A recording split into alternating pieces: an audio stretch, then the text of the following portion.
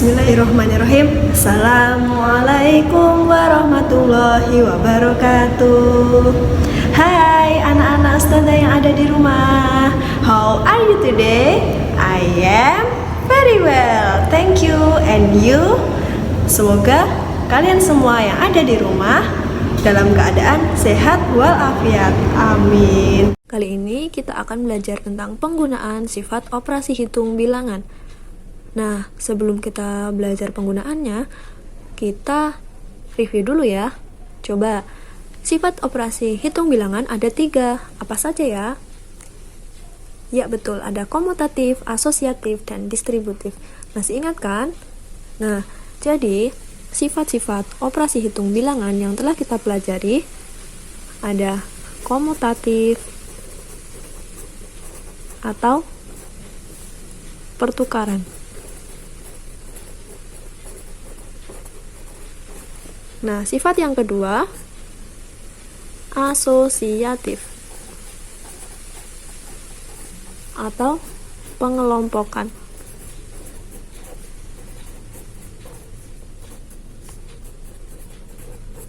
Nah, sifat yang ketiga adalah distributif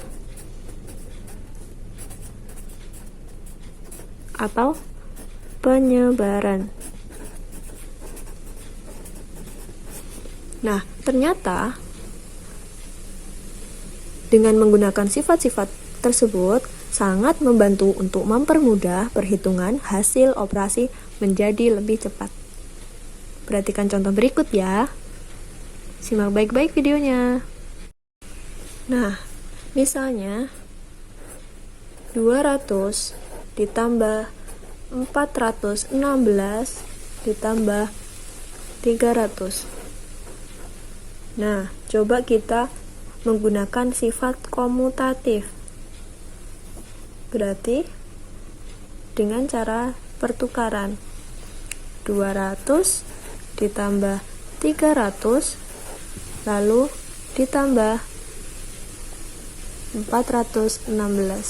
Ini adalah sifat komutatif atau pertukaran.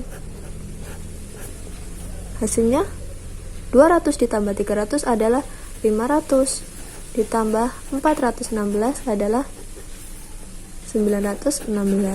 Ini adalah menggunakan cara komutatif.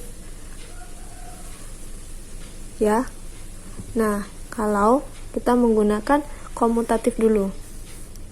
200 ditambah 300 ditambah 416, kalau kita kasih kurung, ini adalah sifat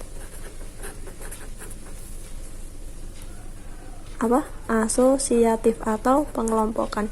Jadi dikelompokkan dulu, diberi kurung, baru kita kerjakan.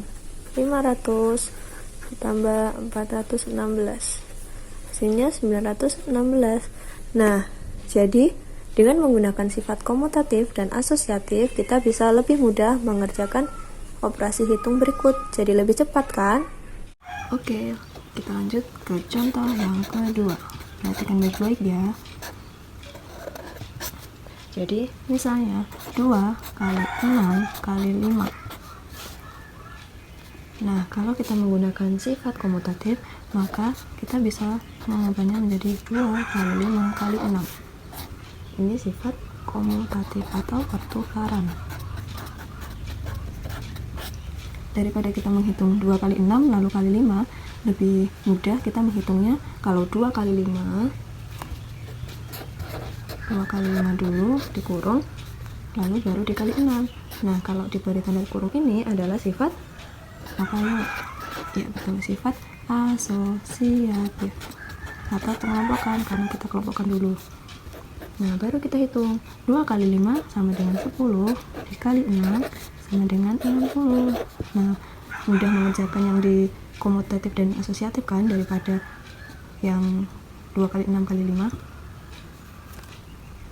Lanjut ke contoh soal yang ketiga.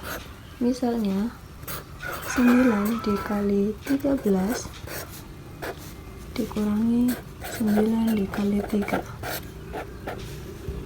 Nah, cara menghitungnya biar lebih mudah, kita menggunakan sifat distributif atau penyebaran. 9 kali dalam kurung 13 dikurangi 3.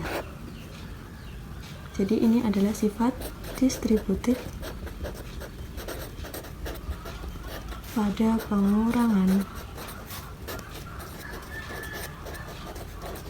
Masih ingat kan? Ya, jadi 9 dikali 13 kurang 3 berapa? Ya betul, 10. Jadi jawabannya adalah 90. Nah, lebih mudah kan daripada yang panjang ini tadi. Kita menggunakan sifat distributif pada pengurangan, maka hasilnya 90. Jadi hasilnya sama jika kalian menghitungnya dengan 9 kali 13 dulu, dikurangi 9 kali 3, dihitung, hasilnya akan sama. Jadi kesimpulannya, penggunaan sifat komutatif, asosiatif, dan distributif dapat memudahkan kita untuk menghitung suatu operasi hitung. Jadi lebih cepat menghitungnya. Nah, sekarang kalian kerjakan latihan soal yang ada di modul 2. Jadi kalian bisa memilih sifat mana yang kalian anggap mudah.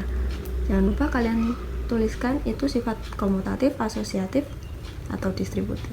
Oke? Belajar matematika bersama Ustazah Dita, matematika mudah. I love mathematics. Semangat ya belajar di rumah. Tetap semangat belajar di rumah, jaga kesehatan, dan harus tertib beribadah. Ustazah akhiri, wassalamualaikum warahmatullahi wabarakatuh. Sampai jumpa di video selanjutnya.